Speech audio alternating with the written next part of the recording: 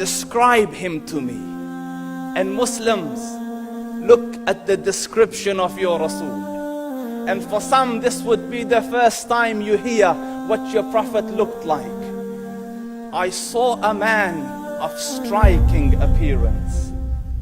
ظاهر الوضاء أبلج الوجه, radiant face, حسن الخلق, beautifully created. لم تعبه الثجلة, his belly wasn't protruding. ولم تزر به السعلة, nor was his head disproportionate and small. وسيم قسيم, proportionate and delicate, finely made, a specimen of a creation.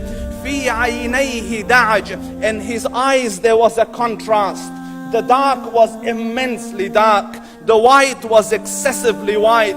وفي أشفاره وطف, and his eyelashes were long. وفي صوته صهل, and in his voice was a natural echo. وفي عنقه سطع, and his neck was elegantly long. وفي لحيته كثاثة, his beard was full and thick.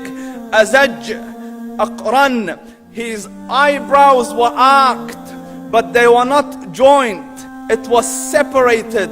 In summit فعليه الوقار, when he was silent, dignity covered him.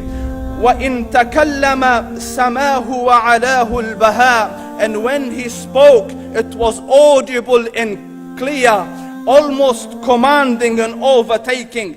أجمل الناس وأبهاهم من بعيد, from afar the most striking and outstanding in appearance. وأحسنهم وأجملهم من قريب, and when he came near, the best of them and the most handsome of them in closeness.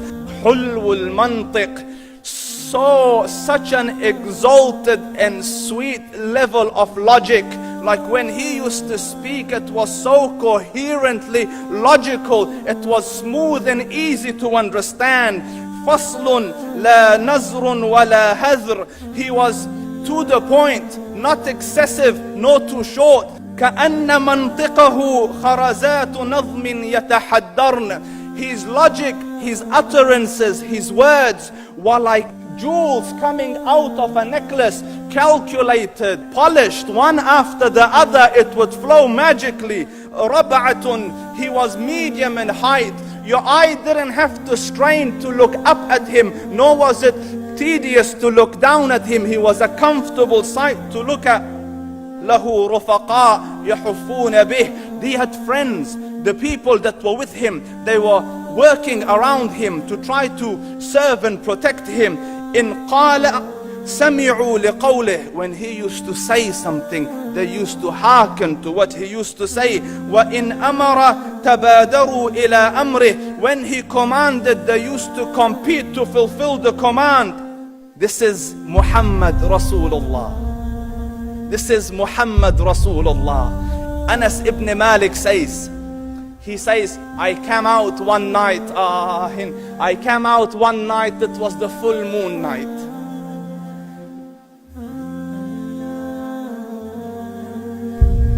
And I looked at the moon, and in the desert, understand, the moon is an awesome sight.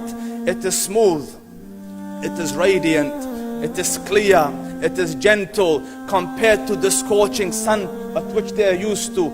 So the moon was the epitome of beauty. So he says, I came out at a full moon night, and I looked at the moon, and I saw it beautiful, handsome. So I said, let me go see if the moon is more handsome or my Prophet is more handsome. Let me see if that is more beautiful or the Prophet is more beautiful. So I went and I saw him standing afar. So I looked at his face, and I looked at the moon, and I looked at his face, and I looked at the moon, and I looked at his face, and I looked at the moon. And he said, Wallahi, he was more handsome than the moon in its entirety.